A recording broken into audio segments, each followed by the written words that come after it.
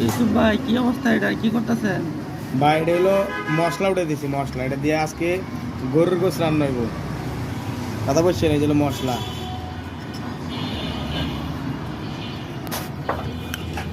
আসসালামু আলাইকুম।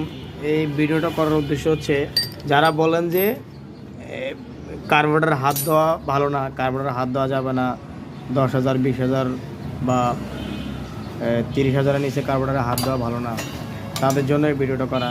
তো এটা হচ্ছে জিক্সার মনোটন গাড়ির, আমার এক বড় ভাইয়ের গাড়ি। তো উনি কার্বোরেটরে হাত দিতে চায় না কখনোই। হ্যাঁ, বলে যে কার্বোরেটরে হাত দিলে নাকি আপনার এই সমস্যা হয়, নানান সমস্যা হয়। তা আসলে বিষয়টা হলো, আপনি কার্বোরেটরে হাত দিবেন না যে তা না। হ্যাঁ, তাই ভালো একটা দক্ষ একটা টেকনিশিয়ান হাতে কার্বোরেটরটা খোলাবেন, আবার সুন্দরভাবে আপনি নিজে সামনে থেকে ফিটিং করাবেন। তাহলে হচ্ছে আপনার কার্বোরেটরের ঝামেলা হবে না। আর এই যে উনি এত দিন না খোলার কারণে ওনার গাড়ি প্রায় 20,000 চলে পড়ছে।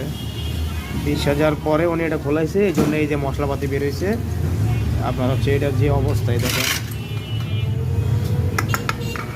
এই হলো অবস্থায় দেখেন, বালি শেষ নেই। কার্বোরেটরের ভিতরে ময়লা, তারপরে এই যে জেট পিন পুরো ব্লক হয়ে আছে, জেট পিন, তারপর হচ্ছে যে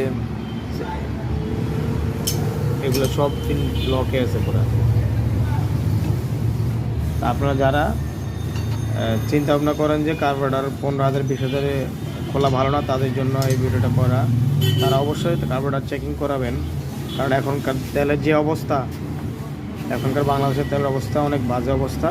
কয়েকদিন পর পরই কার্বোরেটর পুরো ময়লা হয়ে যায়।